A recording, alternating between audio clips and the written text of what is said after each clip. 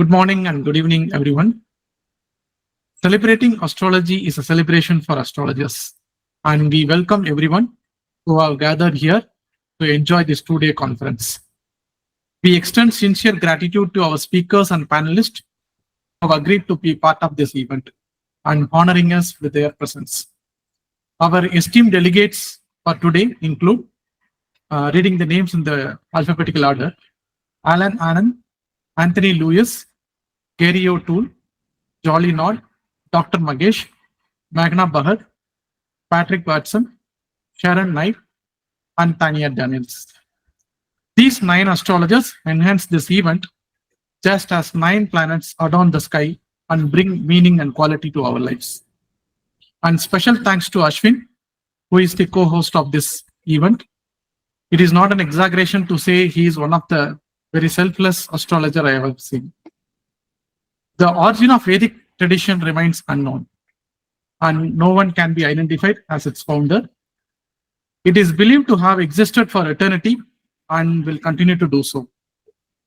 The ancient civilization benefited from the cross-pollination of cultures, which gave rise to the knowledge system of mankind. The universe has existed for millions of years, enduring disasters that have periodically destroyed much of it.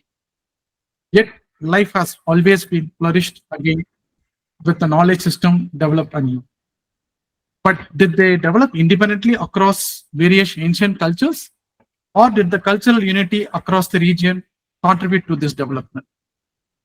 There is no definitive answer, but it is likely resulted from the mix of both. Around the Common Era, the astrology developed concurrently in ancient India, Greece, and Persia. These cultures exchanged a great deal of knowledge, as evident in the text we study. However, due to the decline of astrology in the western part of Indian subcontinent, for social, cultural, and social political reasons, the connection was severed. Nevertheless, the translation projects from the early 1990s to the present have brought us the text from Greek and Persian traditions, completing the circle with the text from these 3 major ancient cultures. Despite this, a disconnect has persisted between the astrologers from the East and the West. While some Indian astrologers have gained recognition in the West, the uninterrupted tradition of astrology in India has led to the limited appreciation of Western astrology among Indians. Today, in the age of information and advanced technology, it is crucial to transcend geographical boundaries, learn from each other, and follow the footsteps of our ancestors from the ancient traditions. This conference is a step towards bringing these cultures divide. We have Indian astrologers discussing the Western astrology and the Western astrologers exploring the Indian astrology. Our goal is to unify the astrology as the field of study, bringing together the brilliant minds from different cultures. With this, I declare this inaugural event open, starting with the panel discussion on AI in astrology, featuring Jolly Nod, Dr. Magesh, Muthu, Vijayan, Elango, Patrick Watson, moderated by Aswin Subramanyan. We hope you enjoy the next 2 days and gain insights to contribution to the astrology community in your own way. With immense happiness and gratitude, I welcome you all to this inaugural event by Innovative Astro Solutions. Thank you. So let me hand over to the Ashwin, and he will take over the panel discussion.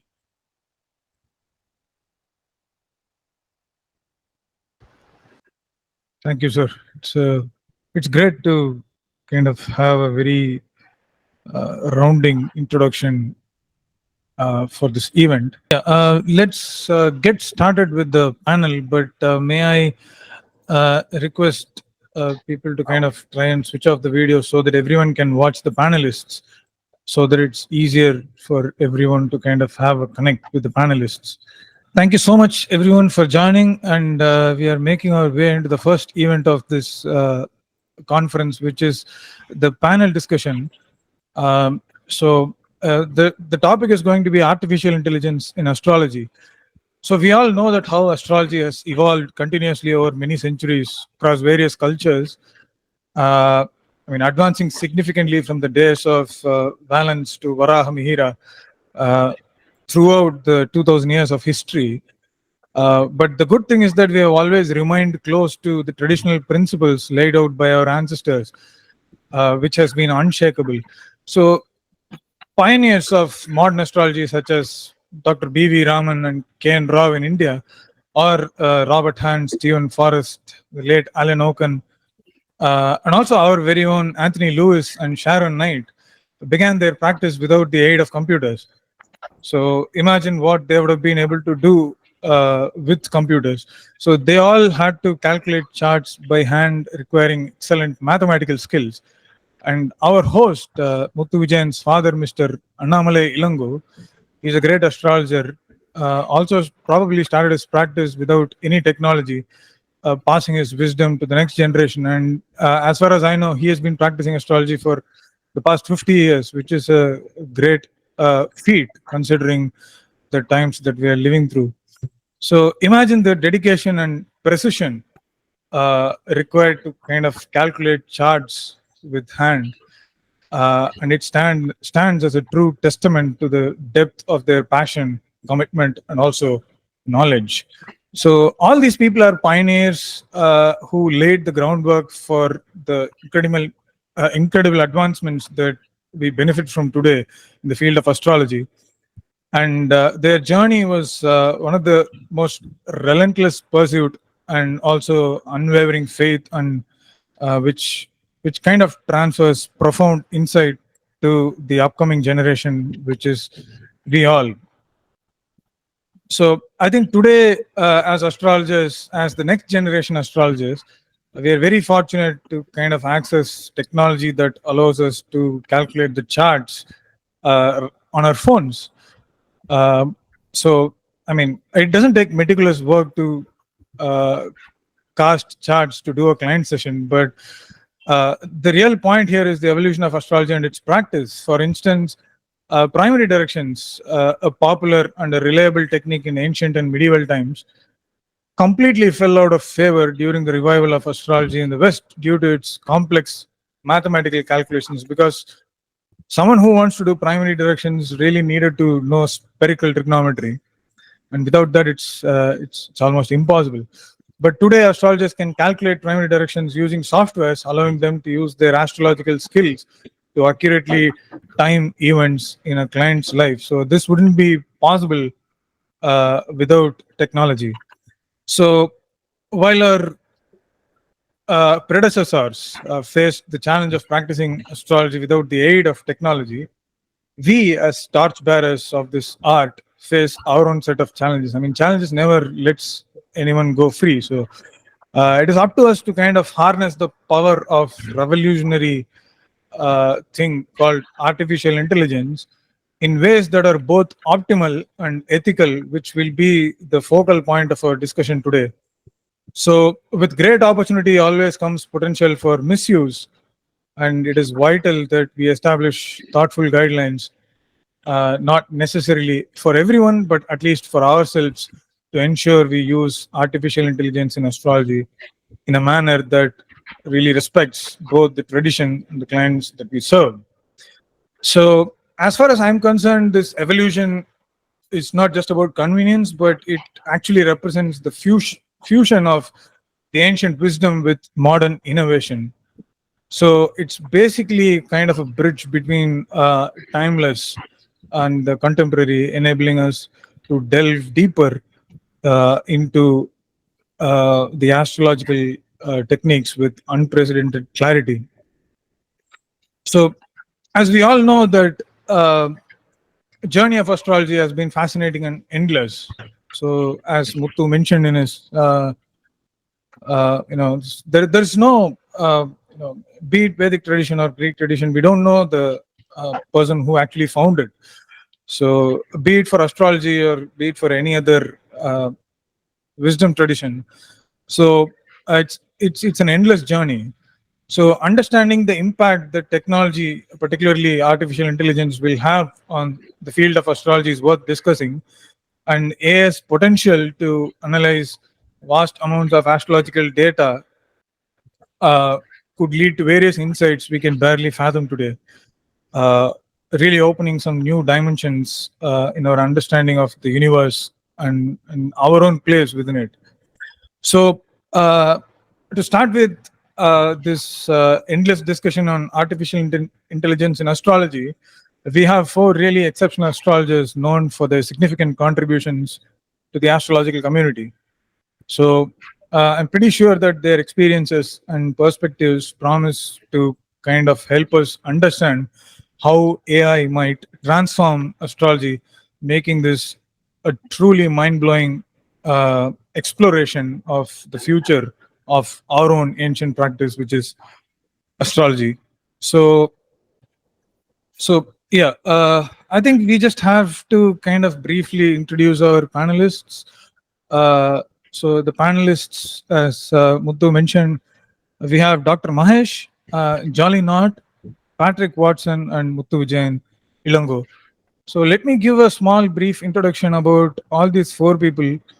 Um, Dr. Mahesh, whom I know as Mahesh, because I knew him before he was a doctorate. Mahesh holds a PhD in Vedanga Jyotisha, specializing in medical astrology. And he comes from a lineage of astrology, and he earned his diploma and advanced diploma and also a master's degree in astrology from Annamalai University, which is one of the major universities in Tamil Nadu, in south of India. Moreover, he also went on to earn a PhD um, in Vedanga Jyotisha, specifically in medical astrology from Yoga Samskritam University. And the Ramanujar Institute of Chennai also honored him with the title Jyotida Shiromani. At this point, he's an instructor of astrology for master's degree students and also a mentor for those pursuing PhDs, which is an amazing feat. I met Mahesh before 7 or 8 years in some class in Annamalai University, and immediately I was struck by his studious approach to astrology, and he has continued to evolve as a student and also as an astrologer.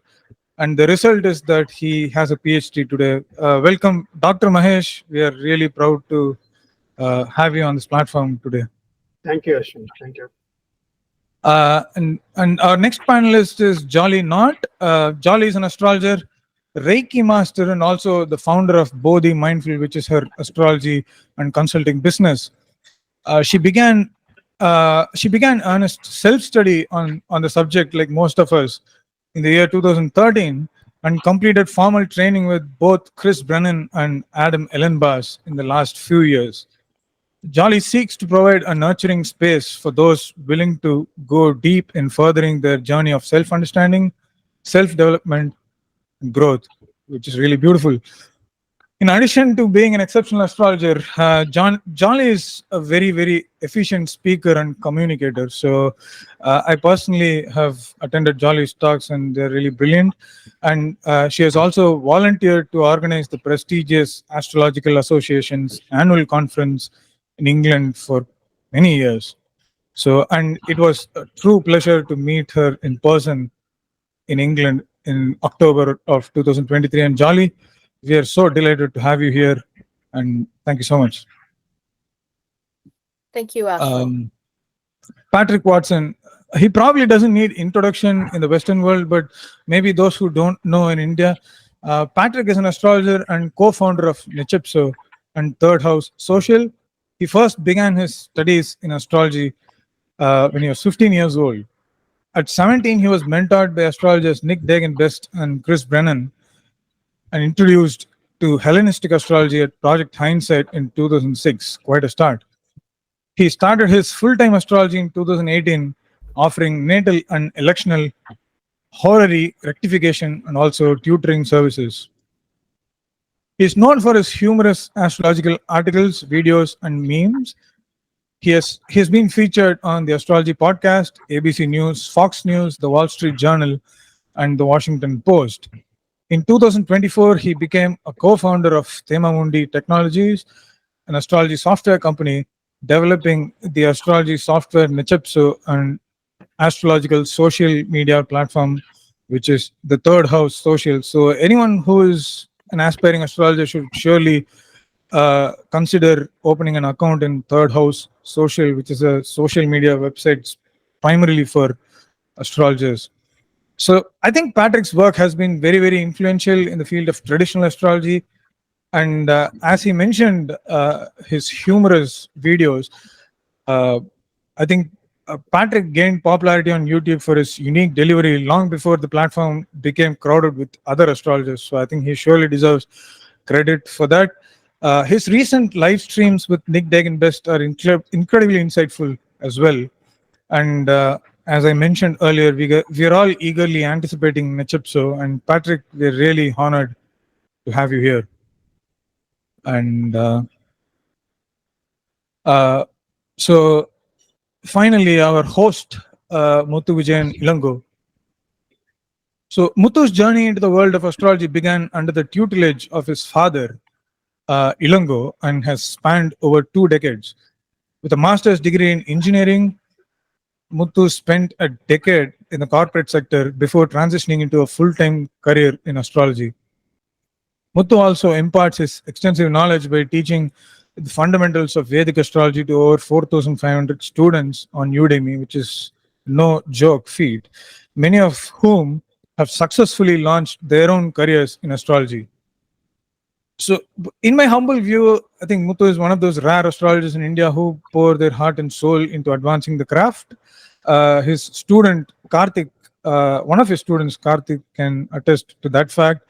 And his tireless dedication to the field is inspiring. And I hope he continues to nurture and expand platforms such as this, creating really exciting opportunities for the growth of astrology and its practitioners. Thank you, sir. And also thanks for having faith in me and asking me to collaborate with you for this great event. I'm very, very grateful for that. Thank you, Aswin. Which directly takes us into the points of discussion. So, introduction to AI and astrology. So let's start with Patrick Watson and Muthu Vijayan, because both of these people both are techie guys as it is. So they are working with something of their own. So let's understand from them, what is artificial intelligence in astrology to you, and how do you think we are going to kind of advance the practice of astrology with artificial intelligence? So maybe let's start with Patrick.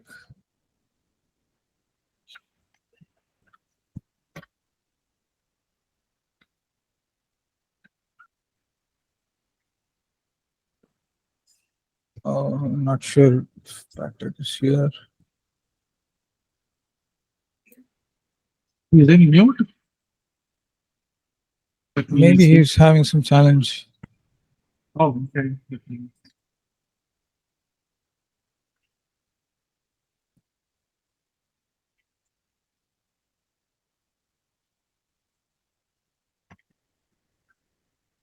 Okay, so let's continue and see if Patrick joins. So you can continue. Like maybe you can just share your own thoughts before Patrick resolves his issue. Patrick seems to be on mute. He's there in the participants. Yeah. Okay, let him short it out. Meanwhile, maybe I'll get started. So if you look back the history, like any technological advancement always been positively impacting the society more than the dangerous side. Be it even consider the nuclear technology. So when the nuclear technology was born, like many people had a worry that whether it will create a lot of chaos in the human society. But if you see, if more than like 60, 70 years of nuclear technology, it has given more advantages to the human community than the negative side of it. So similarly, like AI is again upcoming technology. Of course, AI is not new. It's been there around for more than 20 years. But the very recent advancement in AI is like the generative AI, which is very different from the AI in the initial days. So the very difference is like initial days, the AIs are like something like where we feed data and it uses intelligence to give some advancement. But whereas with the generative AI, like very recent advancement in the AI, is like where the AI is capable of advancing by itself. Okay, so that's where like even like many people are worried because we really don't know how the advancement is going to be. So as you use the very important word like the ethical way. So that's why like the very initial development of AI, I feel it is very, very important because in a very short time, this is going to be grow in a very large manner. So the very initial takers of this AI into the field of astrology should have a very ethical view. They should be very ethical in their work. So from an astrological standpoint, AI can be a very good, like how the softwares helped us to transit from a handwritten horoscope to computer generated horoscope. AI can be much more powerful where it can generate pre-work for an astrologer. Because we have thousands of clients of horoscope with us, but all these data are not cumulated. Like so, with AI and the large language models, so we can feed those data in a very ethical way, and it can help astrologers to make better decisions. See, of course, I am not thinking AI is going to replace the astrologer, but definitely it can be a very good potential precursor for the astrological analysis. So I see like AI, like artificial intelligence, have a huge potential there. Let's see like what's the view of Patrick Watson. Yeah, Patrick here.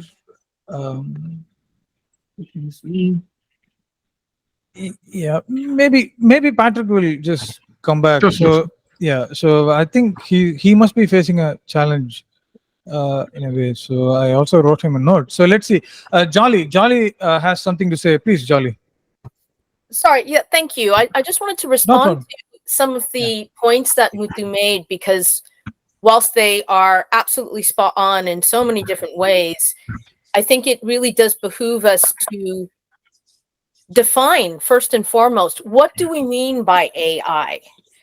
AI, in a very, very simplistic sense, we can look at AI as narrow AI, which is simply created something designed to complete very specific actions. It's unable to independently learn. Then you have AGI, which is artificial general intelligence, and that is designed to learn, think, and perform at similar levels to humans. And then finally, what people are worrying about in terms of an existential threat is artificial super intelligence. And that is really where we think that AI is able to surpass the knowledge and capabilities of humans. So we need to really, I think, distinguish between those three, first and foremost, to understand what it is that we're actually addressing. In the case of AI and astrology, I imagine that most people initially think about narrow AI. So we're simply trying to do calculations quickly, efficiently. We're trying to summarize data in its thousands, for example. However, one point for me that's important is to recognize that, for example, if you create, AI is a tool. So if you create a tool that, let's say, can recognize, apples, and when are apples, good to pick? Okay, that's great. That sounds really simple, very straightforward. But then what happens when that tool is then tweaked? The algorithm is tweaked by somebody else, and now they're using that recognition to pick up certain people, particular people with a particular complexion, with a particular characteristic.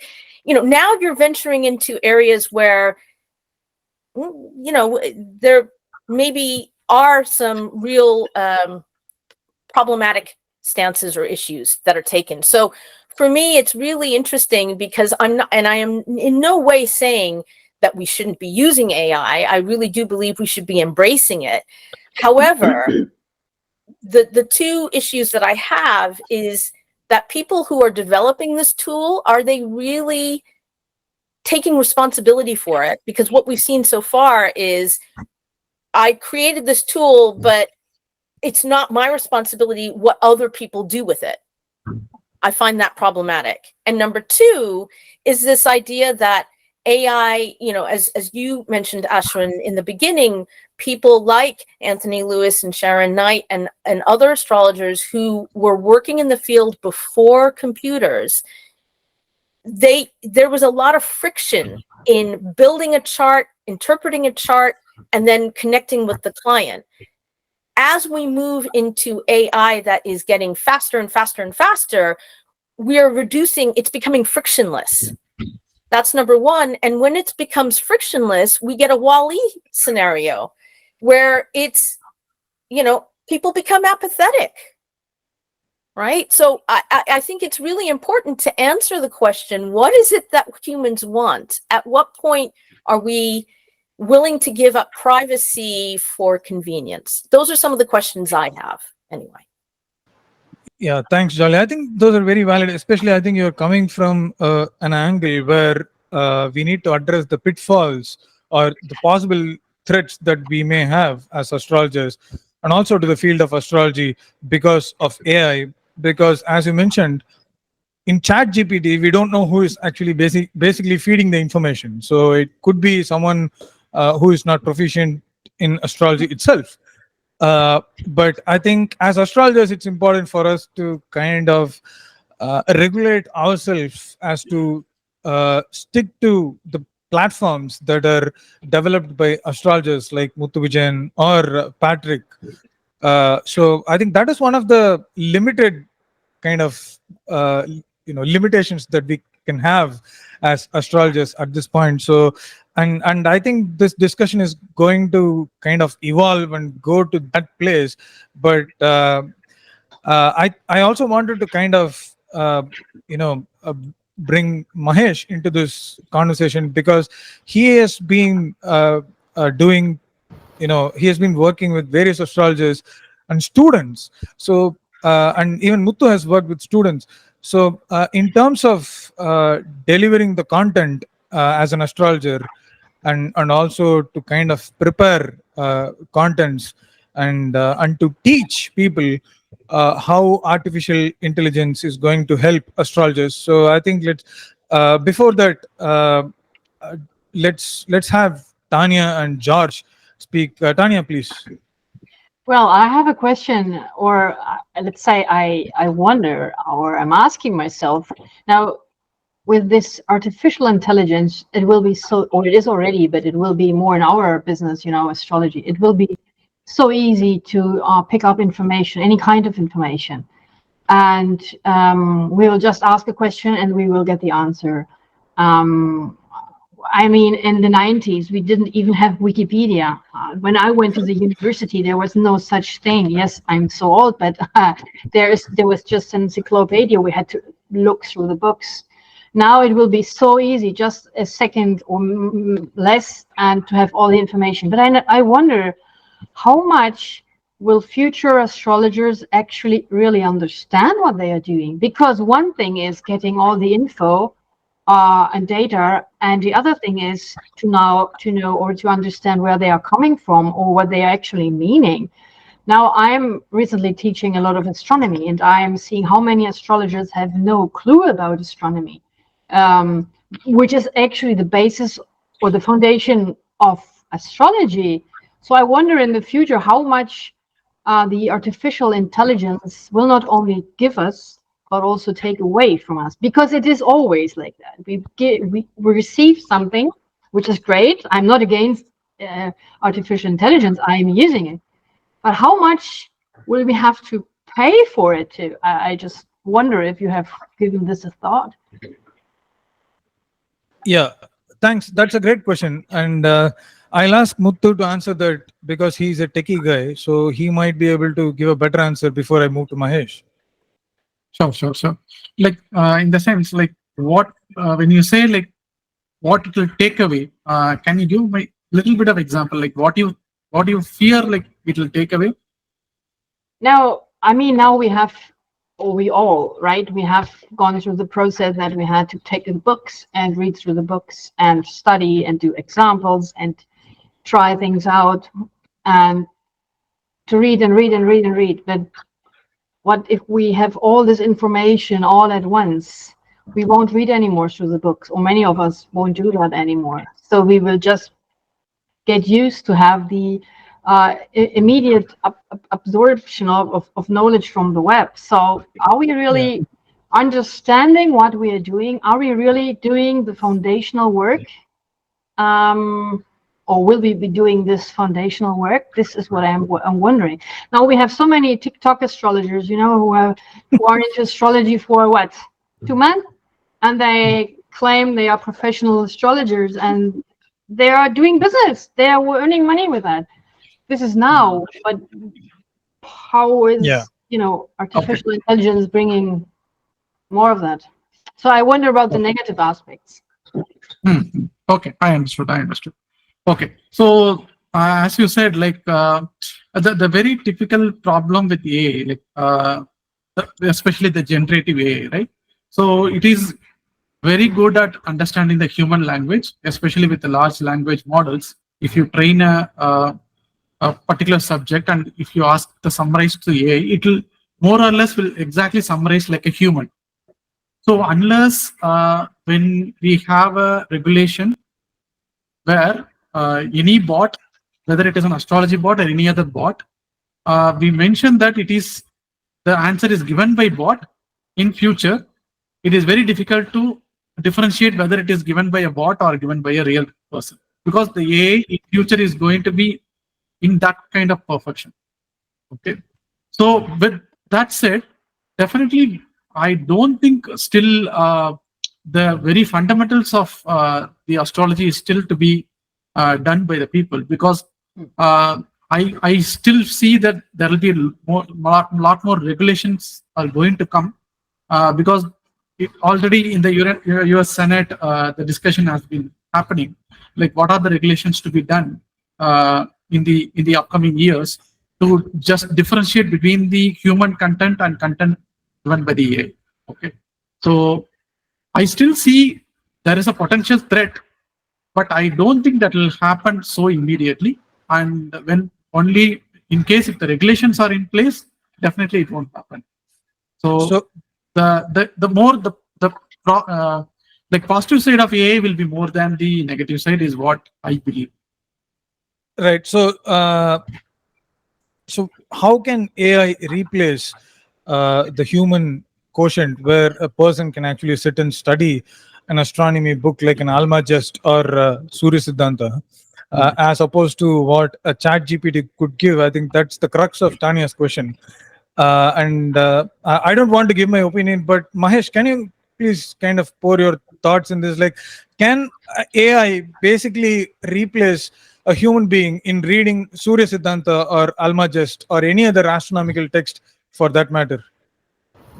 Like for someone who assume I don't know astronomy and I just directly open the chat GPT and write something and get an answer. So how do I know that whether it is correct or not? And I won't believe the AI at any point, even after 100 years, but probably there are some who will.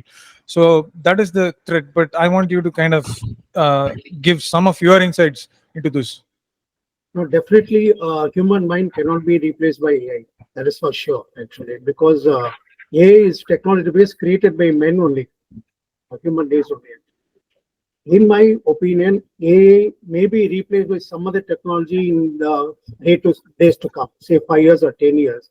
But here, what I would like to say is, we are talking about AI in astrology.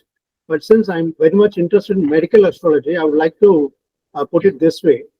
So for any astrological, this one people approach astrologers. But for medical reasons, people won't come to astrologers first. They will go to doctors only, first thing. So what we are trying to do, if I'm not deviating from your question, Ashwin, I just want to explain what I'm trying to do in medical astrology. Actually. Please go ahead. Please go ahead. See, actually, what we are trying to do is, for example, if somebody is has suffered from some diseases and all, so you would like to enter into the inputs. What are the combinations of planets in his chart which causes the disease first, and whether the combinations were present in the previous years actually, whether it will be repeated. So the main problem is the inputs, that place, date, time, that time they miss very much actually. So it may not be possible. Time is not at all being recorded. I don't know about the other hospitals in the other countries, but as far as India is concerned, of late, no, we are very difficult to find the exact time of birth. That's where the main thing plays vital role. For example, I have collected around 260 charts of the deaf and dumb person for my PhD box. After that, 125 charts did not have time of birth at all. So how can I proceed on that actually? Even if for my own date of birth actually, people used to write some 45 years ago, they used to write in manually so that it was at least 10 minutes. When you go to the hospital, nurse will say sometime. Hospital timing will show something. Okay. And your watch will show something different actually. So that's where the difference lies. That's why I'm saying AI cannot be, human mind cannot be replaced by AI actually. Only it can be managed. We can manage technology.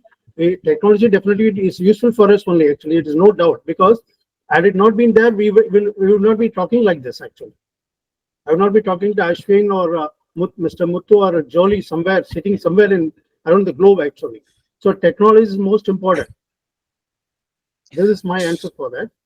So basically, I think Mahesh is trying to equate Tanya's question and bringing in his own expertise of medical astrology. So as a medical astrologer, one has to know why a particular ailment is occurring in a person's life. So for that, he needs to be proficient in astrology. So the moment he goes to ChatGPT and asks, like, why am I having cancer?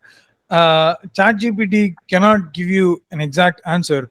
And part of the reason why the scientific community always tends to ridicule astrology is because there is no one particular answer. So scientific community is completely formulated, while astrology is there are multiple permutations and combinations of the results. So Jupiter in Gemini can manifest in many ways, and it is up to an astrologer's intuition to kind of bring out what Jupiter in Gemini is basically going to bring in.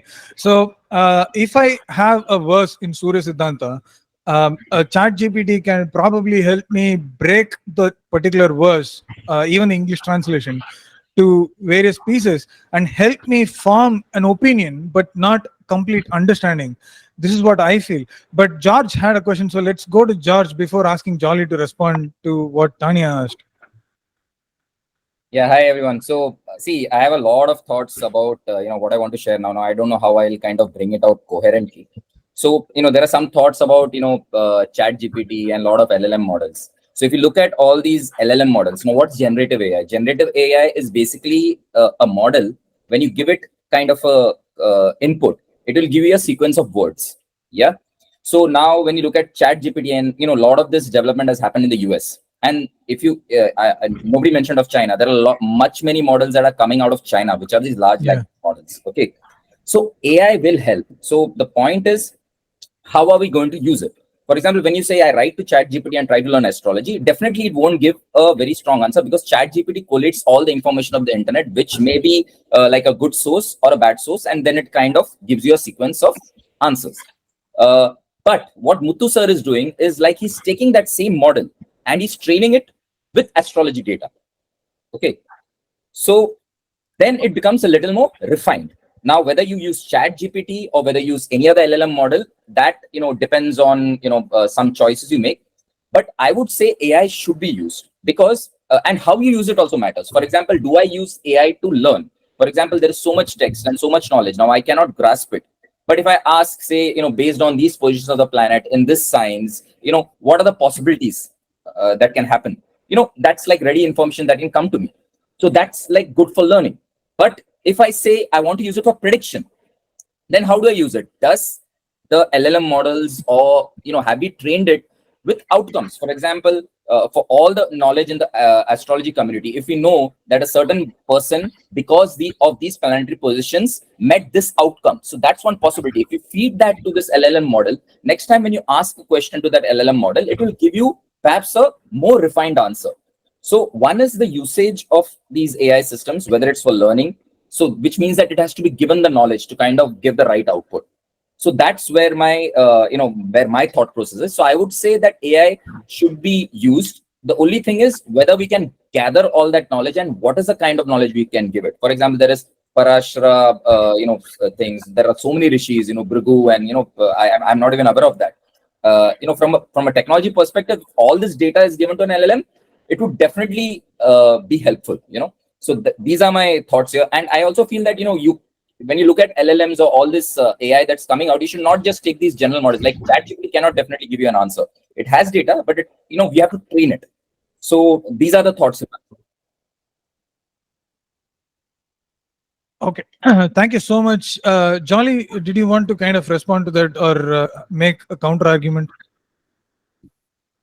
I think, to go back to what Tanya was originally saying, it is worth understanding that there is a risk with AGI where you're going a step beyond simply having like a cosmetic filter that makes you look good on Zoom or Google Meets.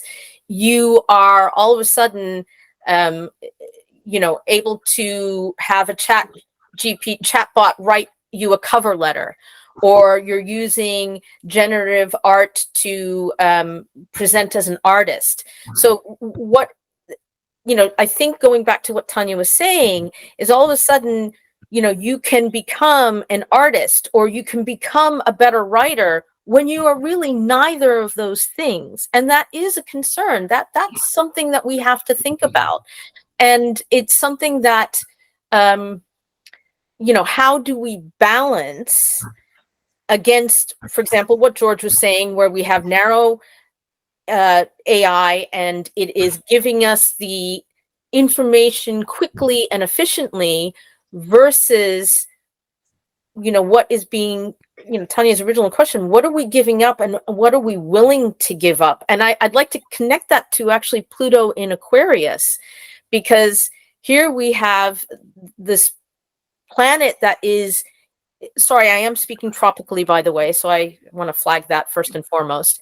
But it is interesting that as Pluto ingressed into Aquarius last year is when we started seeing these generative art, AI art, and whatnot that was scraping the internet and actually putting a lot of freelancers out of work. So whilst I appreciate, and please, understand that I'm not simply saying, stop, put the brakes on AI. That's never going to happen. The genie's out of the bottle.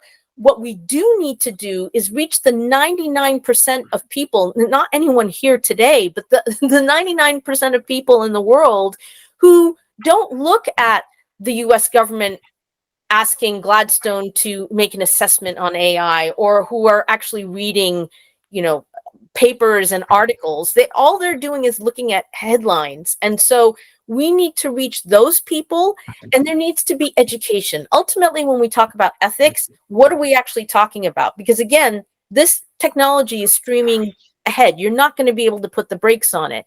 But what we can do in the meantime is educate.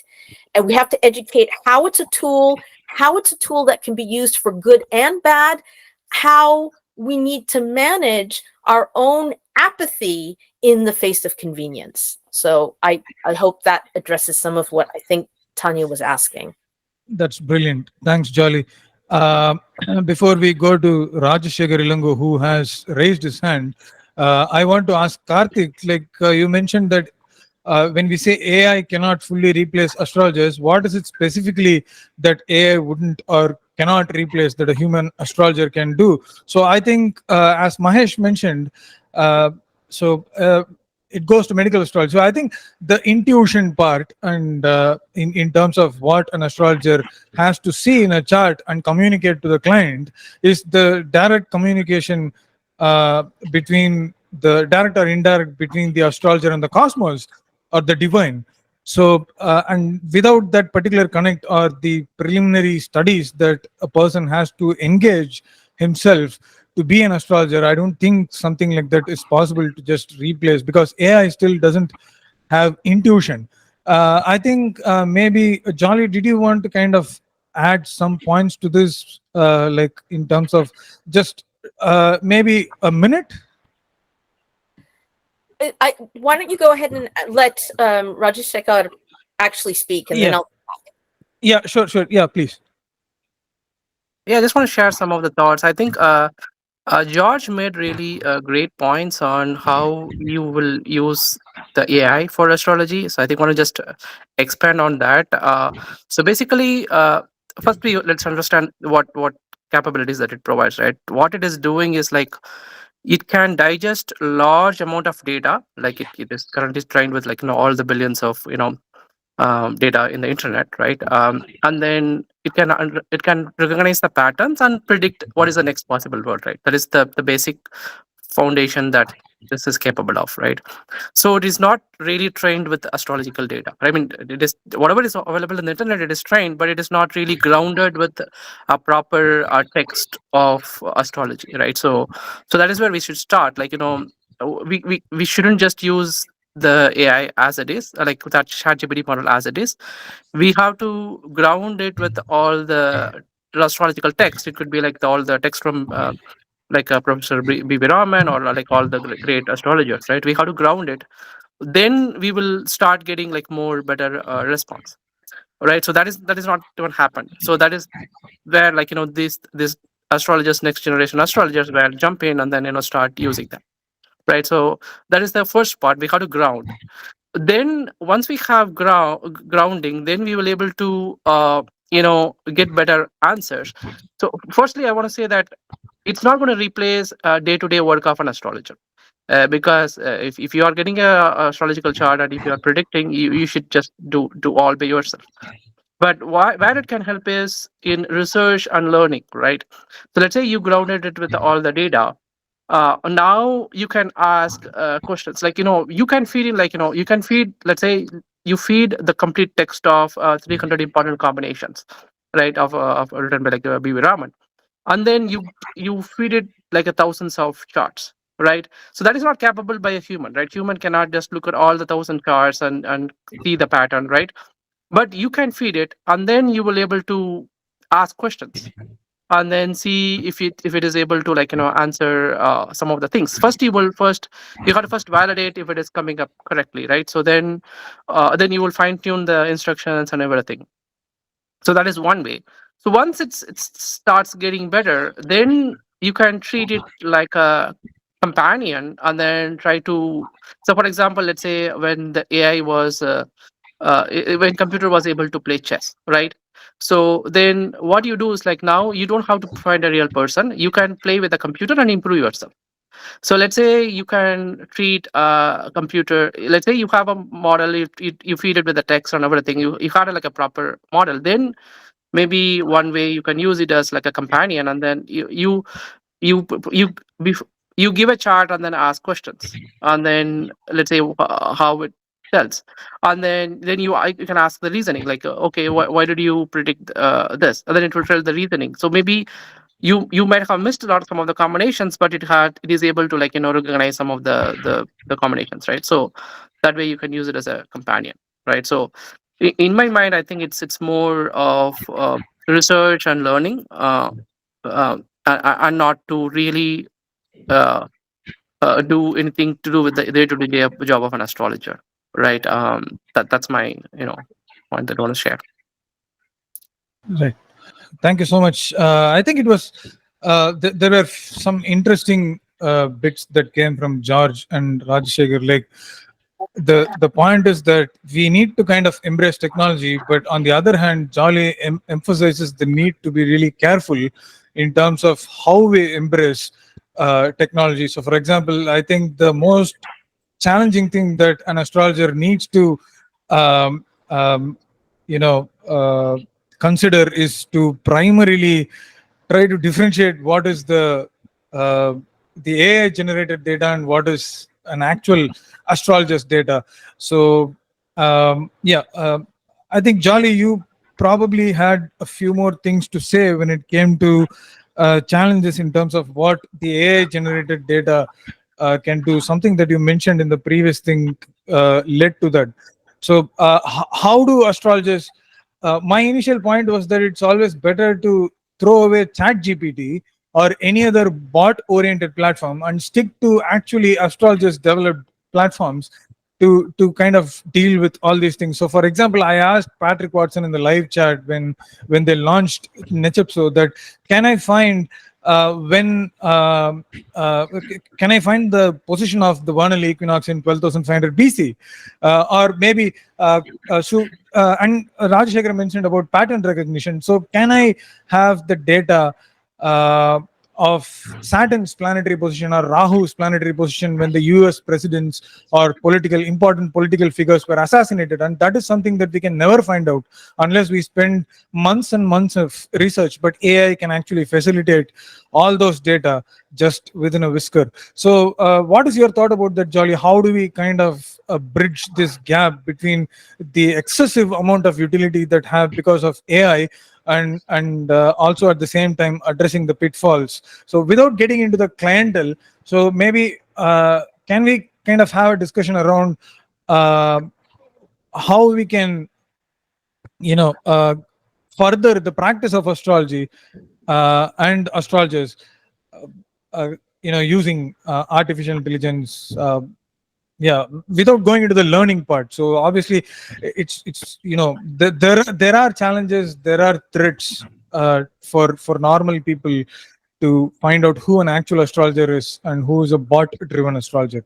So yeah, I'd be very curious to know your thoughts, and then we'll go to Mahesh. So I think because of time, we'll limit only to chat. So please put all your thoughts in the chat, and let's have panelists kind of have some discussions here, and we'll get back once we have some time.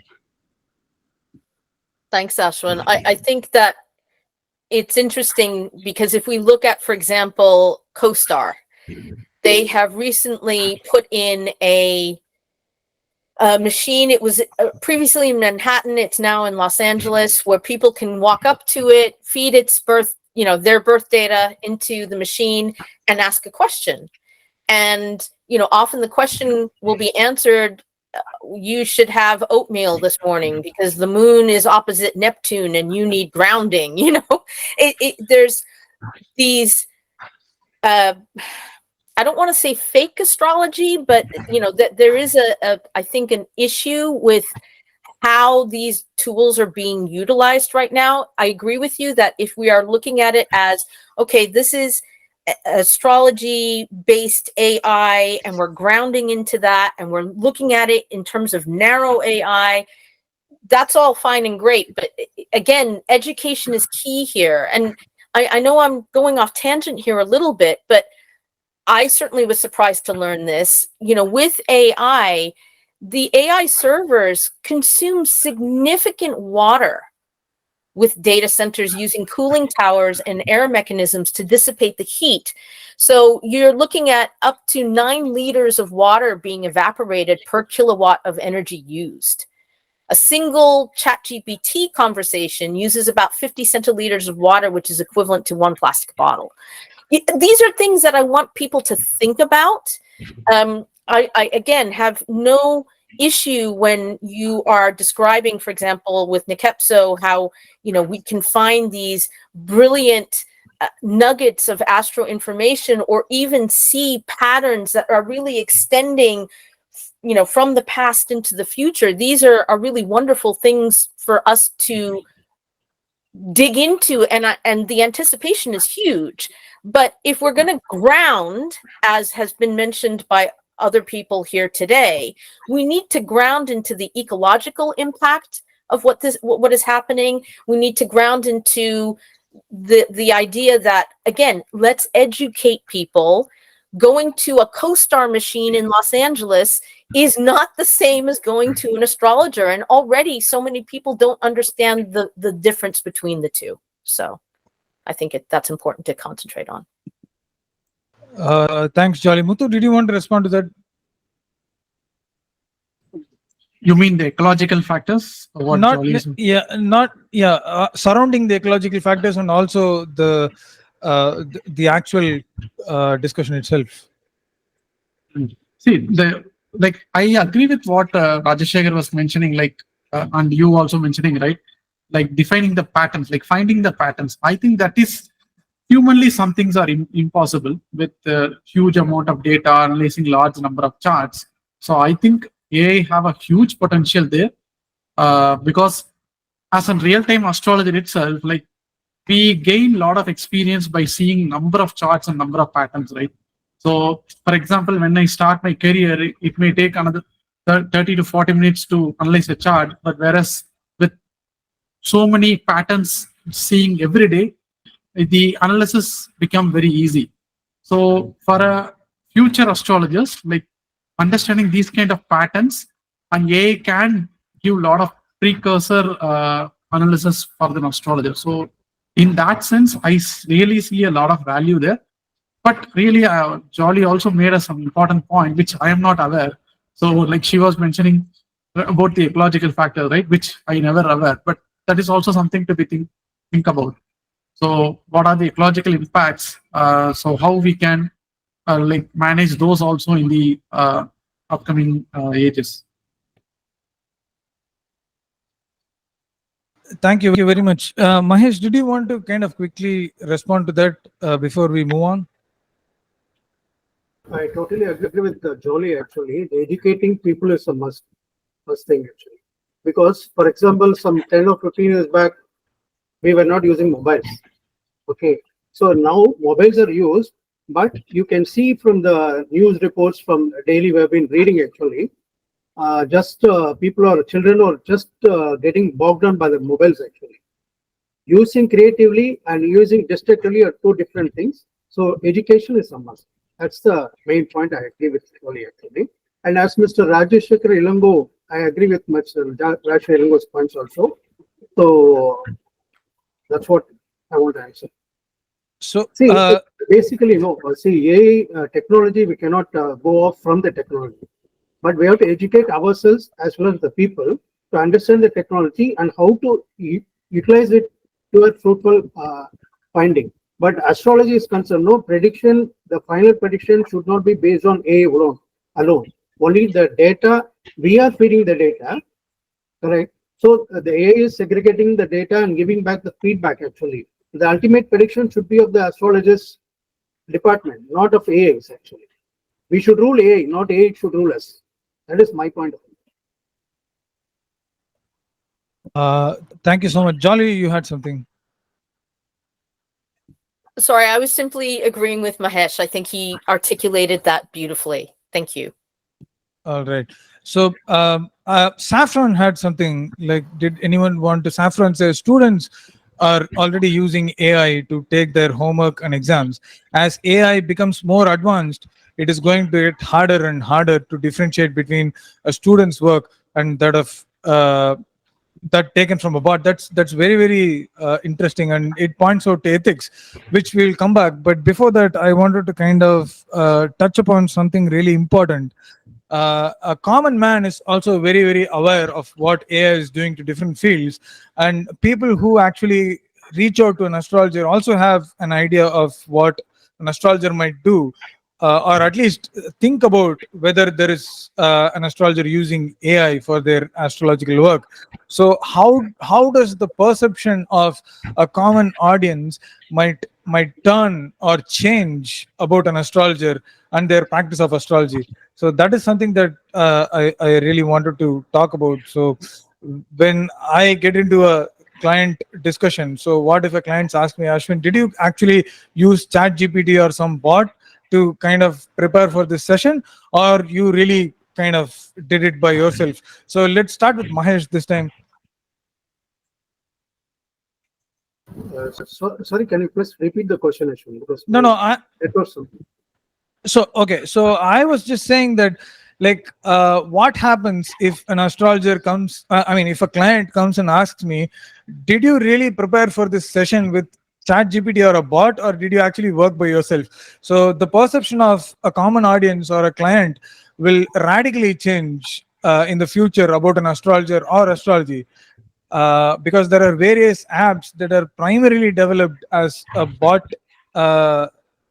engaged platforms where people can just download and get an information which are completely not reliable, but a common man would not know. So he would come and ask me, like, did I prepare for the session using ChatGPT? So how do I change a particular perception of a common man as an astrologer, because there is already a lot of ridicule for astrologers. So common man definitely know that we use technology. Okay. For example, if they give place, date, time and all, definitely you go back to the software and get all the details instead of writing it down in the ancient times. But the prediction part, that's what I'm that coming on. plays the most important part. It depends upon the astrologer's knowledge, experience, and most thing intuition. The final output, because we are here to help the client actually. So when we are there means we have to take the data from the mobile or whatever software we're using. But the ultimate result, it should rest on the astrologer work, not on the AI. We cannot blame if something goes wrong. We cannot blame AI is doing that. So AI has done that. It is our responsibility actually. Yeah, it is the responsibility of an astrologer. May I just explain one example? See, Yes. we have been doing one stroke patient with a history of stroke actually. He was admitted in a hospital in Malaysia. So they have been doing some medication, trying some medications, nothing worked out. Finally, we did Jamakul Prashna. You know Jamakul Prashna, right? Actually. So we found out that because of some parivartana in the grahas, they have been doing some different kind of medication for that particular disease actually. So we just consulted the concerned person. You please check that report, because what they have diagnosed is something different. What he was suffering is from something different actually. Now he is all right and reported very happily. He sent an email out. That's why I'm saying we have to use the technology. No doubt about it. No doubt about it. We have to. Otherwise, no, we will not be sitting here and talking to all the people around the globe now. So it is ultimate responsibility of an individual astrologer for his own prediction. He cannot dodge away and go off. This is not prediction. He cannot say. That is my point. Yeah, I think that's a very good point as far as ethical, standpoint of an astrologer is concerned. The reason why I put this is because before a few years, probably in 2016 or 17, there was an astrologer from America who had a huge fan following, and finally someone found out that he was just reading the solar flare reports to the clients, and he probably never studied or knew astrology, and he was just raking monies from some people, I mean, directly or indirectly, which kind of directly goes to this ethical flaw that a greedy man, because man has always been greedy regardless of whoever it is, like somewhere everyone has that greed.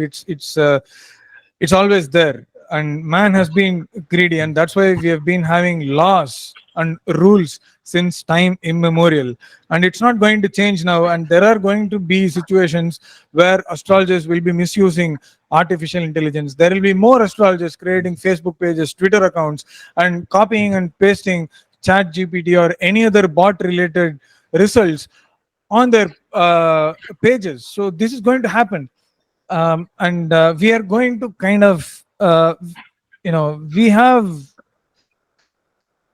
I think we have kind of come across to this stage despite a lot of challenges, and I'm hoping that we'll make our way forward despite the challenges that the AI puts in front of us. So now let's try and read some of the comments and try and respond. But before that, Jolly, you had something. You raised your hands 2 times.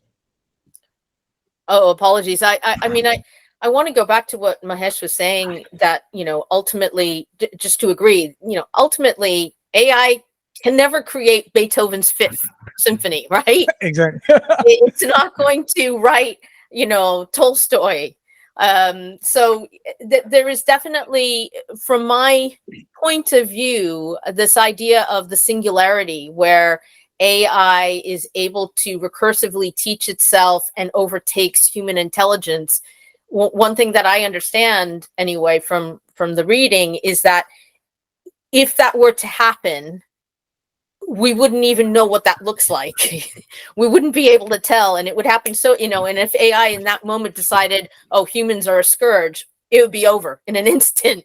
So I think we do really need to take into consideration the idea that, okay, what is AI capable of?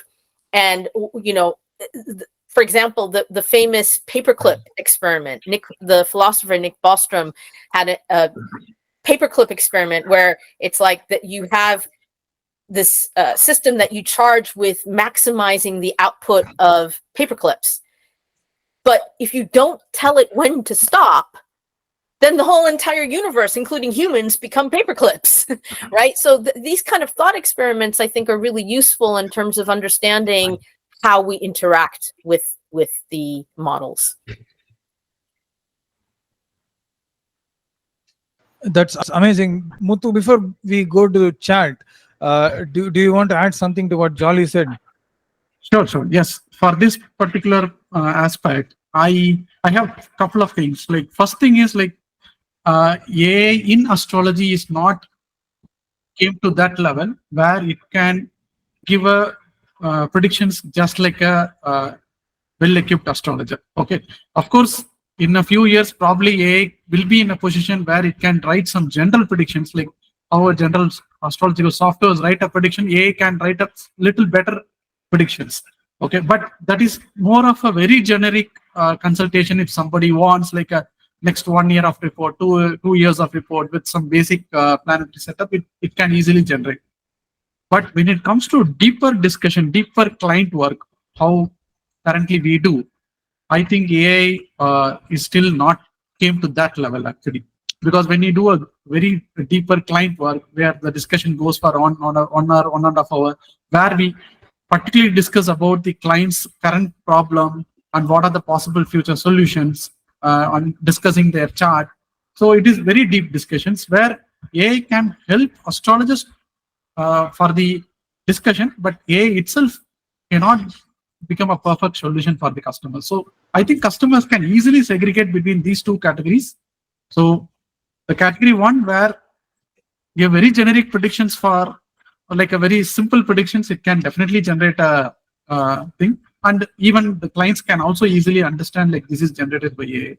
But whereas when you go to the deeper clients work, I think AI will still, I don't think in a very near future it will happen. Maybe once the generative AI becomes much more capable, then we need to think about that. But as of now, I don't think that is something immediately possible. Excellent. So Santanam Ram has really mentioned something really fascinating, because it's something like to B2B or B2C in business. The results of AI analysis could be very useful to the astrologers who can interpret it, but a common man using AI without the help of astrologer would be similar to Google Medicine. That I think basically solves our problem and entire discussion as to what artificial intelligence can really do to harm astrology. I think George really wants to say something, so please go ahead, George. Yeah, hi. So again, interesting discussion. Just one last point. See, when you look at most of these models, they're coming from the US. It's a monolithic culture, and they are training those models, and it's an English language that's there. When you go to China, it's Chinese, and they're using Mandarin to kind of train the data. So they have their local data sets to kind of train that data, which is why, when Indians are creating these foundation models, like there's Sauram AI, and there's one more other Indian company just doing that, which means that there's Indian languages, Indian stuff that is coming in there. So every country now is thinking of creating these foundational models with their data. Unfortunately, in India, we don't have those data sets. So I would say when you look at AI also, are we ready to lose? So for example, if you want to erase history or erase anything about something, you don't give it data, right, about our past. So if we don't come together to train an AI with astrological data, we are losing that data set. We are losing that knowledge. So our future generations, would they have these books there? Because when everyone is talking to AI and using AI as a part of life, what are we thinking about astrology to be there at that point in time for that kind of lifestyle is how we have to think. Because we have also grown with technology, right? So we haven't said that, we'll still go with bullock carts. We still use cars, they pollute. We've gone to EV batteries. Everyone thinks that's good, but actually all that electronic waste is going to harm the universe, right? So how we are going to use it will all vary, and we perhaps cannot balance that. But I would say from an astrology, I'm thinking purely from an astrology data set. There is a data set there. Are we letting technology being trained on that data set? Otherwise, we lose that data set.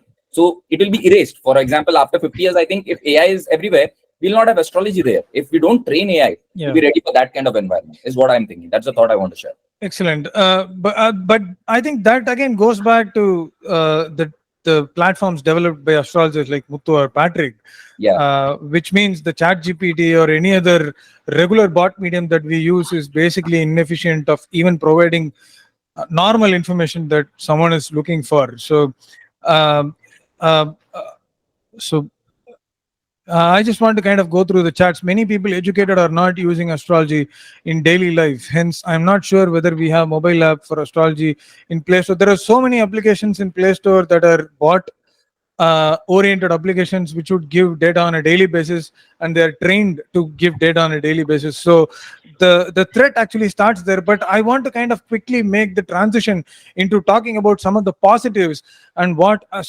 AI can do to astrology and astrologer. Let's start with Mahesh. So in terms of positives, what do we think are positives in terms of helping an astrologer? Patrick always used to say that artificial intelligence is basically a personal assistant or a companion of an astrologer, which Muthu is this. I mean, he uses the same word as companion. So how do we kind of look at the positives, and what are some of the positives? I agree, Ashwin. Actually, it's a companion only, because without mobile, we cannot live for a minute. Okay. So technology has made us slave, literally. Without mobile, we cannot live even for a minute. For example, while we were discussing, actually, I just was looking at my mobile unintentionally. My head was just turning when I was receiving. So we are just slave for the technology. But having said that, before our discussion, Ashwin, you were mentioning about AI, about this conference. So I was talking to my friend who is expert in AI, actually. So how we want to integrate medical, astrology, and AI. That's what we are going to do now. What my thing is, positive point is we have to use technology to the fullest benefit. No doubt about it. No doubt about it. As Jolie has been mentioning, educating ourselves, educating the future generation is a must, actually. So what Mr. Muthu has been doing is extensively a good job. But for me, I'm saying we have to understand the final result rests with us only, actually.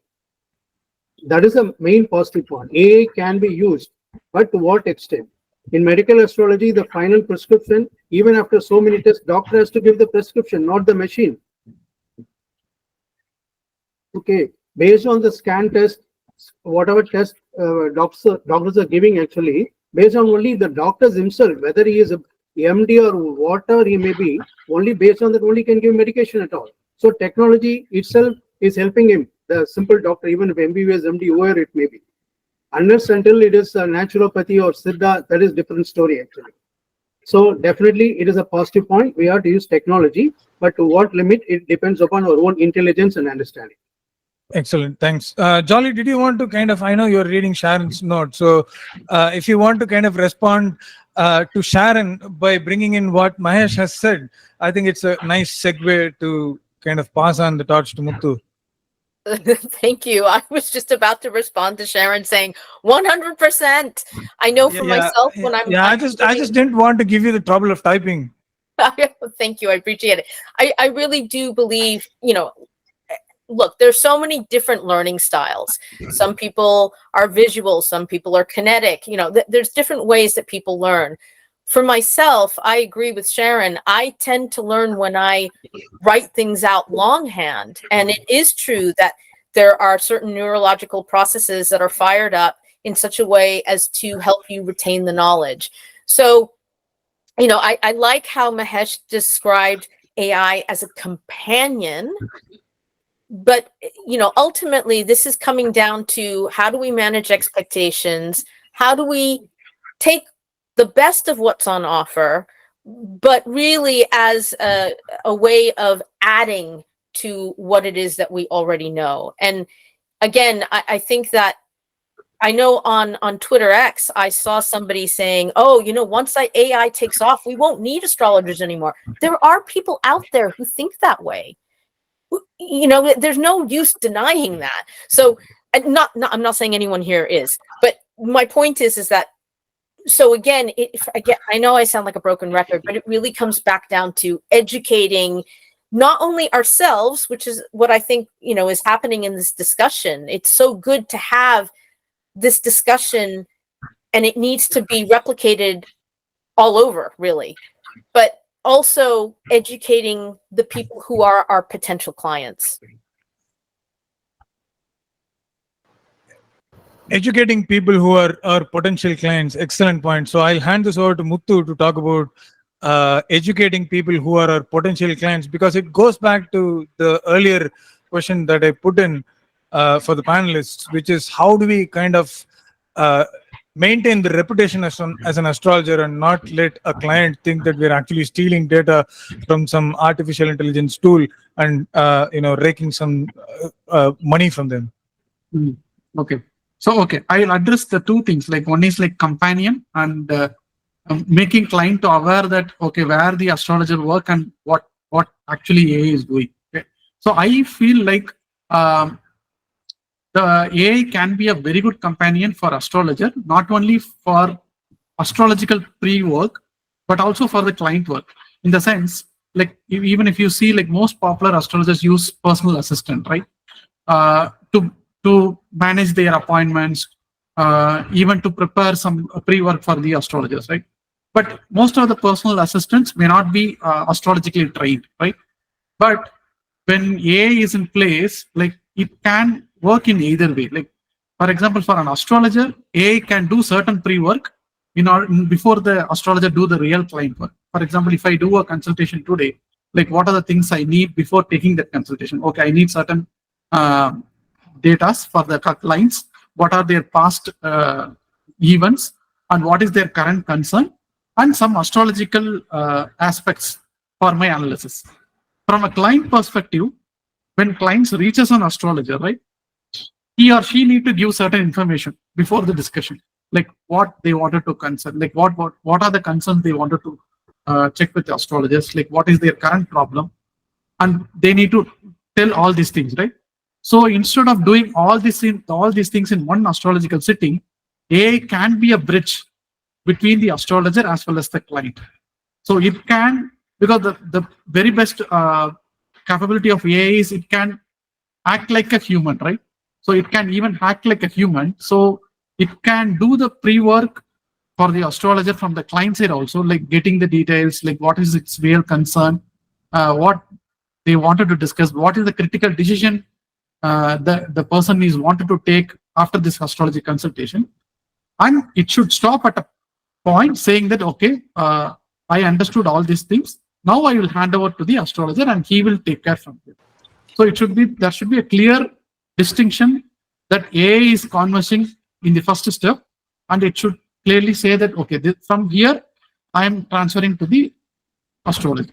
So I think ultimately it comes down to the inherent trust that has always existed or that has always been a prerequisite between an astrologer and a client. So the client has to have faith that astrologer is truthful. So that's I think that is something that we will take away from this particular discussion. But we'll go to the chat box, which is getting very, very interesting. But I want to mention one point that Mahesh kind of mentioned earlier. He said that humans will not be replaced by AI, but AI will be replaced by something else that is superior as far as technology is concerned, which was really interesting. And I forgot that at that particular point, but whatever I'm reading here kind of points out to that. Although AI will, Sharon says, although AI will undoubtedly be used by the majority, it will not help the person calling themselves an astrologer, as they will not retain the knowledge so easily.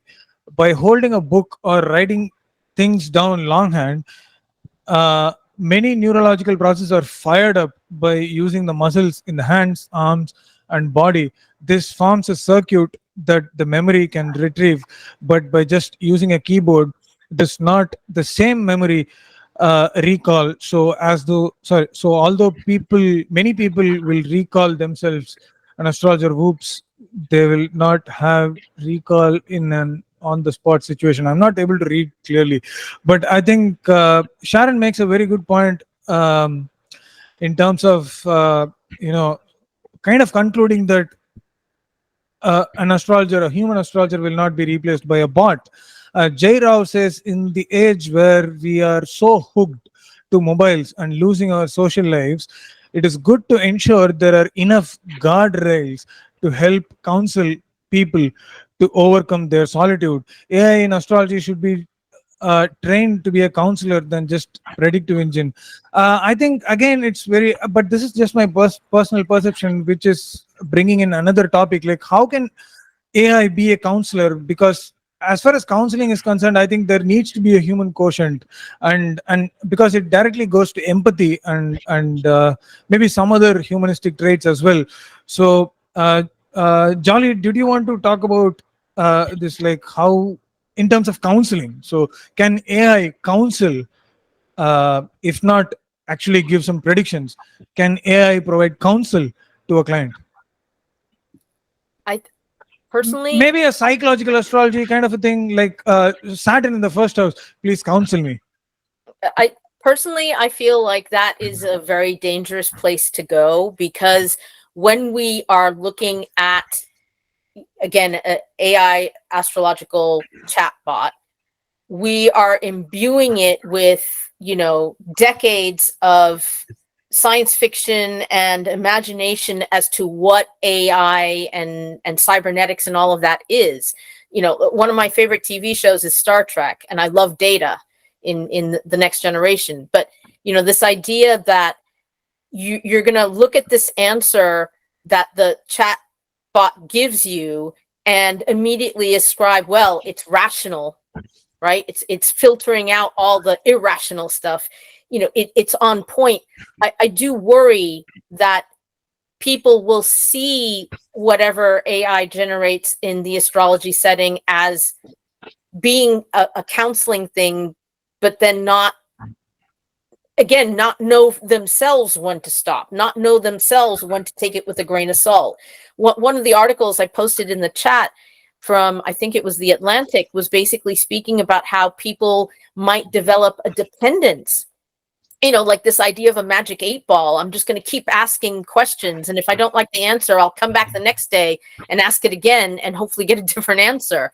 So I think that it's, again, the counseling aspect, I know for myself in consultations, really comes from reading and understanding the energy of the person in front of me. I mean, even over Zoom, it's always better in person, but even over Zoom, there is a certain element of being able to read a person's facial expression, their body language, the tone of their voice. AI is not really doing any of that. Now, it may at some point in the future be programmed to analyze these things, but again, it's ultimately processing on a statistical basis, and I believe missing that intuitive point that is so important. Jolly, isn't that actually the irrational part that you are working with sometimes? That you can't really prove, that you read between layers, that you read physiognomy, that you read expressions, you read the chart, you read the data, yes, but there's more to the data. This is exactly what I'm thinking, that artificial intelligence, I'm not sure if it can learn it. This is typically human, right? Isn't it this our lunar part also? Between the information, there is more. There are emotions, there's trauma, there's so much going on, and we can't just use rational data. We are not computers. This is what distinguishes our science from hard science, right? That's so beautifully put. Thank you for articulating what I was thinking. So, thanks, Tanya. So let's go to Karthik. Has something. I had a question, and it is like a more on a follow-up, or rather, what Tanya said earlier. There was a pointer that struck to me, and my question is based on that. She mentioned that how deeper learning of astrology has already hampered some of us because we have softwares readily available doing the calculation to cast charts, cast dasha systems, and all the mathematical part is taken care of, right? So we really don't go deep dive into the practice of casting charts or doing it manually, which actually brings a solid foundation for learning.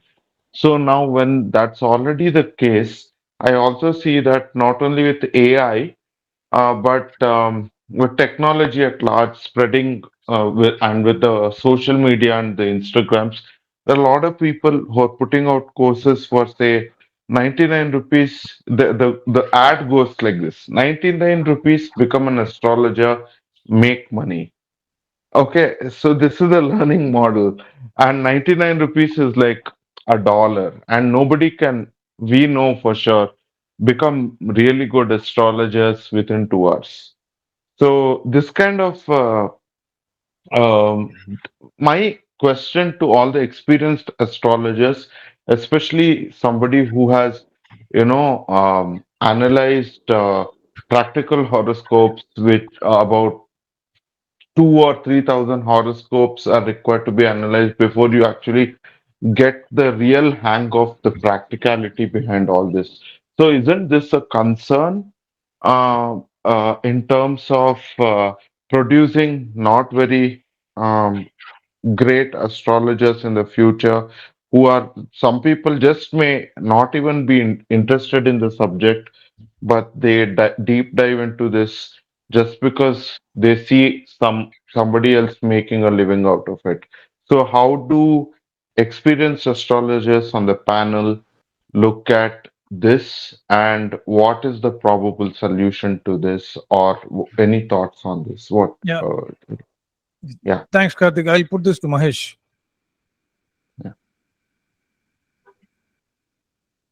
Ashwin, I need you to please repeat the question. Uh, Karthik, can yeah. you just summarize in a line, please? Okay. So, with the current technology, we do see that there are courses available to learn astrology within 2 hours, which promotes ads saying that you can become an astrologer in 2 hours. Doesn't this raise concerns with the quality of astrologers we produce in future? Is my Yeah. question. It's a How very, do we very good address that? question. Yeah. So he's asking, how do we address the quality issue of future astrologers because of the fact that we have already been lazy enough not to do the mathematical calculations, but we use various softwares to generate charts. But with the advent of AI into astrology, how is the quality of astrologers going to derail in the future? I don't know how to answer the question, but I don't think anyone really knows how to answer this question. quality of astrologer, I don't know, because the astrologer himself may not know his the quality about his education or experience and all. First of all, so what I would suggest is 99 rupees and all is a bullshit. Sorry to use this word. It's a bullshit question actually. So minimum of just reading out and studying these things, Mr. Muthu, he has been running classes actually. 99 and all, he has been laughing from the screen. I've been seeing him laughing actually. 99 and all, it's not possible at all. It's not a question of money actually. It's since you are talking about the quality. So how do you assess the quality of astrologer? For example, if I'll cite an example. One person came to me, so I just told some remedies actually. Immediately, what I said, no, sir, this person has told me this one, and you are saying this much actually. The knowledge of the person, no, the person who is coming for consultation has got so many options now actually. He has gone through so many YouTubes, websites, and all. He has formed some solutions and wants quick solutions actually. Nobody wants to have a what do you say, heavy remedies and all. They want quick solutions, instant solutions. So it's not possible in astrology to give. So the quality depends upon, I would like to say in Indian, this one, it depends upon your karma. If you go for a good astrologer, actually, it will lead to a good astrologer. That's what I want to say. Patrick is back. Probably he had some issues. Good to have you, Patrick. There's been a major round of discussion here. So I would just kind of directly put you into this latest question that we had from Karthik, which is like, how does the advent of AI derail the quality of astrologers in the future? Because we already have become so lazy that we don't do manual chart calculations. We just kind of use SolarFare or some other program to do the charts, and directly we go to the client work. But how does AI further make us lazy and derail the quality of astrologers? That's the question. So I think it's important to recognize that it's not just AI that is somehow making this a new problem. This is a problem which has existed since the automation of all mathematical calculations for software. So this is something we've already been kind of dealing with as we have begun to use software as part of our tools.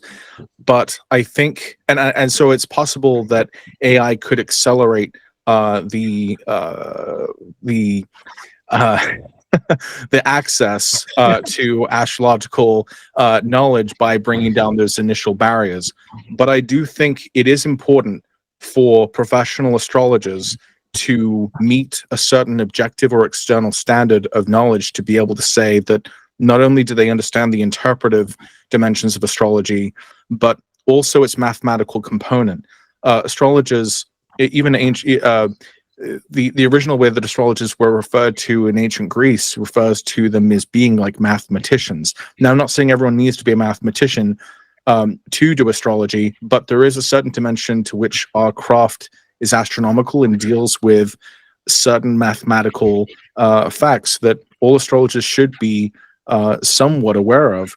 And so I think it's also important that future astrologers do understand these things, even if they don't work with them on a regular basis, because we will still need to provide oversight to AI models. And we can't really do that if we ourselves don't understand, the mathematics of our own craft. We won't be able to potentially spot errors.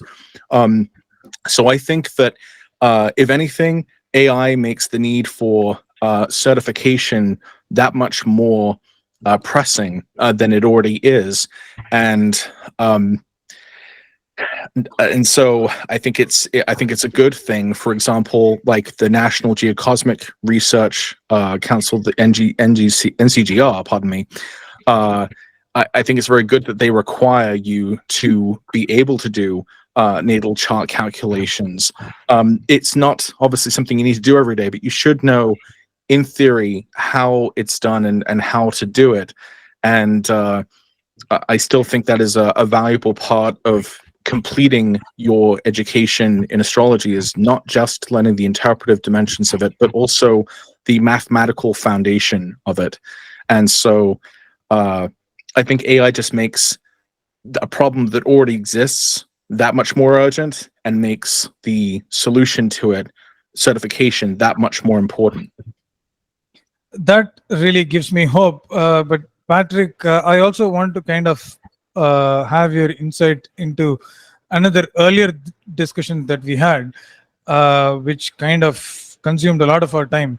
So Tanya mentioned about astronomical calculations, and I mean, Tanya, can you just talk about it? How does astronomy and mathematics make an astrologer's job easier? How does it kind of lead to some other challenges or potential pitfalls in terms of raising some ethical issues obviously I know you'll talk about ethics, but as far as astronomical calculations go, can AI replace a human in terms of learning astronomy and mathematics? Well, I am of the opinion, but we're just, in baby shoes of artificial intelligence. So I'm just talking about what I can see and what I can think it will develop. But I think if we don't have our foundation and very deep understanding of astronomy, because astrology, originates from astronomy. So if we don't know what we are doing, why we are doing this, what is the mechanism which is behind our astrology? So we could talk details now, but I will take you to the details in my talk tomorrow. You will see what I mean. So I think and modern astrologers, I have seen so many and well-known astrologers who have no clue about astronomy.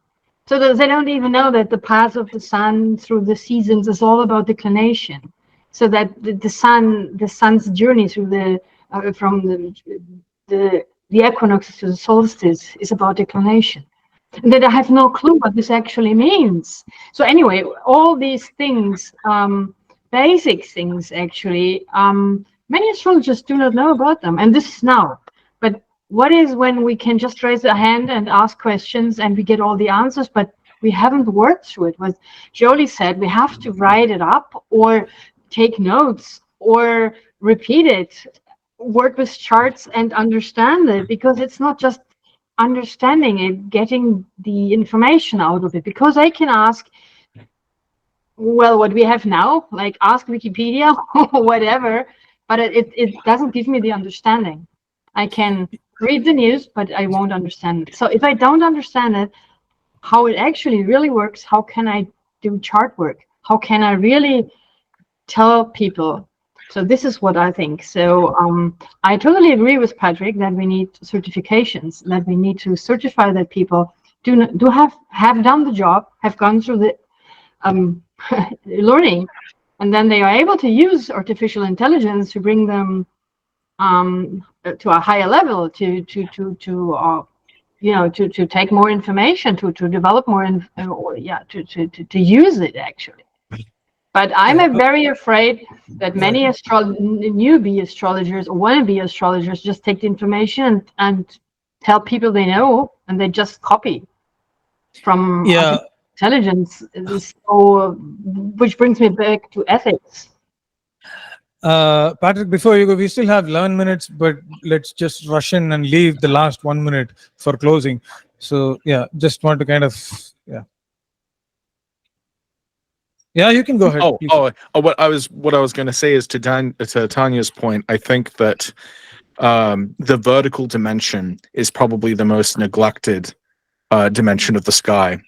We mainly focus on longitudinal positions and longitudinal aspects, and taking the vertical dimension into account of latitude and declination, I think, is going to be a major area of potential advance in our understanding when we are able to use the pattern recognition ability of AI to be able to take into account the differences in latitude and declination. So it would be able to potentially tell us the difference between, say, Mars transiting at 15 degrees of Aries when it's this many degrees in declination versus the opposite degrees of declination, southern. There should be something important about the sort of amplitude of that planet's astrological influence, depending on how north or how south it is of the equator or of the ecliptic. And that's something that is largely ignored. I don't want to say everyone is ignoring that, but I think that that's like one particular area that I think AI is going to be able to really help us with and sort of remind us that element exists, and presumably would help make predictions and insights more accurate or. Patrick, one more thing, like how does AI help an astrologer in their client work and also their other work such as teaching or writing? So how do you think AI plays a role in this? And so in client work, I think that it could be helpful, for example, if you see a really difficult looking configuration in a given chart and you're not sure how to approach it, then you might be able to ask the AI, hey, could you look at this aspect and tell me, if there are any good things to note about this configuration? Does it look uniformly bad? And if so, when? When specifically? Because just having a bad aspect in your chart doesn't necessarily mean that it's going to always be present, through someone's life. In some cases, there might be one malefic configuration that may only occur, in a sense, once in someone's life, and that may be a very unfortunate thing, but it's not going to hover over every day. So I think in client work, I think that AI will have the potential to be able to give us more measured judgments of especially difficult configurations, and be able to help remind us of the things, some of the things that we know and we might have recognized ourselves, but that AI will be able to kind of remind us, like, hey, take into account some of these things, you know, which could make the difference. It will also be able to help give us say a range of expectations. You know, we might be able to say, hey, can you look through this database and see other people who've had this same transit, or with, you know, experienced transit to this exact placement, this exact sort of configuration in their natal chart? How have other people experienced it? You know, AI would be able to, depending on the kind of accesses, records that it has access to, it might be able to do that kind of real-time analysis and say, you know, everyone with like this particular Mars-Saturn opposition has had these kinds of things happen to them, and, you know, overall they have been more challenging. Or it might say, these people have this Mars-Saturn opposition, have gone through a very similar kind of circumstance, but, you know, it was only bad in this particular way, so, you know, don't worry too much. Or maybe be a little more concerned. It might give us a way of actually being able to kind of more objectively or more empirically weigh different configurations and people's charts. So I think to some degree, I'm very concerned too that, yes, like, people will be able to use AI to just just copy from it, and without having gone through any of the discipline and learning.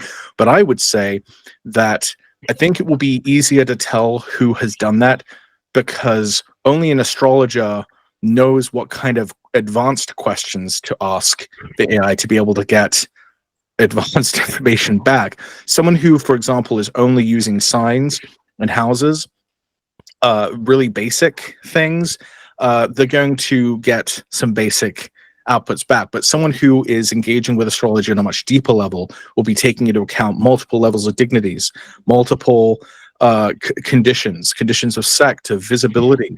There'll be, you know, people, advanced astrologers, professional astrologers should be, in a sense, the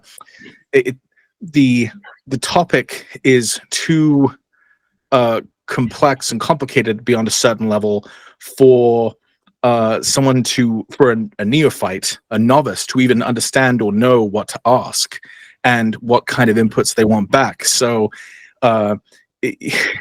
this might also potentially cause people's expectations of what astrologers can do to increase. But you, in theory, and hopefully, you would have to kind of have somewhat of a more advanced understanding of astrology to actually properly use these tools and get the kind of results you want from them. From someone who doesn't know enough, they might not actually know enough to even do that much damage. They're going to come out with sort of more generic types of interpretations and delineations that they're just copying from AI. So basically, your point is that a person who doesn't have much expertise in astrology would probably he won't know how to use AI effectively in order to kind of do astrology. I think that again leads to the brilliant point that Gary made, which is probably the conclusion for us. The best way to think about the current AI models is using satellite navigation in your car. It will get you to where you want, but you will not remember how you got there. I think that's brilliant. So yeah, that basically brings us to the conclusion. Thanks, Gary, because I've been thinking hard how to bring about a conclusion. I think you gave a nice conclusion. But if anyone wants to add some final thoughts, I mean, everyone, like Mahesh, Patrick, Jolly, I don't see you anymore, but I hope you're here. And let's start the final thoughts from Muthu. Everyone has 1 minute. Sure. Yes. So AI obviously have both positive and negative aspects in the field of astrology. So the positive aspect, what I see is like AI can be a good companion for astrologer as well as for the client work, where it can do some pre-work for the astrologers before they do the real client work. And also from my educational standpoint, like if some astrologer want to teach astrology with a good experience, AI can be potentially a very good companion. Because as you know, right, even today when you ask ChatGPT like to summarize a particular paragraph where it can be understandable by age 12, age 15, it can easily do that actually. So when we teach for a larger group of people where people come from a different background with different skill set, so when we take assistance of AI, we can get a lot of ample examples and ample way to teach to different people. So these two aspects I see like it's highly potential.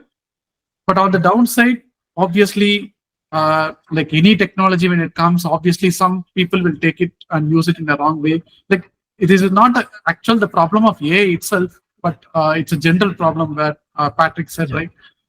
So like even we see like learn computer course in two weeks. All these kind of fancy advertisements always comes. So it's a larger problem by itself. But I think in the long run, those things will dilute by itself. Like only people with good skills will be able to use it AI effectively in the long run. Excellent. So I think Muthu will probably stand with embracing artificial intelligence. Let's go to Mahesh for final thoughts. Not on the subject, Ashwin. First, I would like to thank Muthu Vijayan for inviting me, and Ashwin for dragging me into this session, and for the chief guest, Mr. Patrick, because he has come at the last moment to sign up the session. Thank you, Mr. Patrick, because we were just searching for you for a very long time.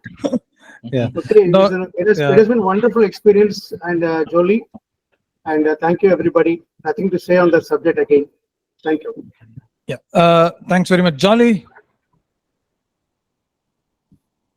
Yeah. So, I mean, I as I was prepping for this, I was coming up with questions like, and apologies, Jupiter's prominent in my chart, so I tend to be very Jupiterian about this in coming from a bird's eye view. But, should we be wary of AI? Is it something, that we should be worried about? And that's like saying, should we be worried about computers? Should we be worried about, social media forums? I mean, it's a moot question because it's so integrated in our lives already. And so what I think is it really comes down to how we manage the change or changes and incorporating how we incorporate something new into our work and our lives. And my husband gave me a really good kind of not metaphor, but visual, which is the bandwidth is expanding all the time.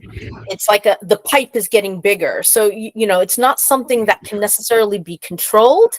And brings me back to this idea that if you're going to say this is going to be damaging, you're going to lose the argument. So it really is for me about educating people, getting them to understand all aspects of the tools that AI generates, and understanding what it can do, good and bad. Excellent. So, Patrick, final thoughts. So first of all, astrological AI is here to stay. I know there are some people who think we should just burn it down to the ground, and that we should put our heads in the sand and ignore that this is happening. But AI is here to stay. But so are astrologers. I think we need to make sure that astrologers benefit financially from AI broadly through the licensing of their works and information to make sure that the copyright protection is protected, and through the creation of independent AI avatars that will be able to make astrologers passive income, which will also be another way that certification becomes more important to prove that you're not just a random person, that you are someone who's learned, and that your AI chatbot represents your knowledge accurately, and also through verification of content generated by AI. I think this is going to be a new economy,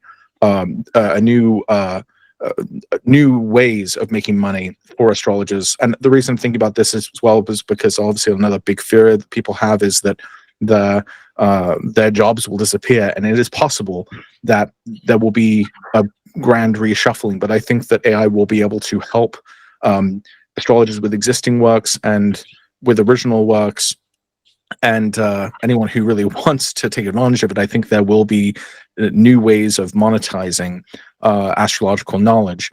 And I also think on the sort of ethical side, it's important for not just astrologers to be certified, but also for LLMs.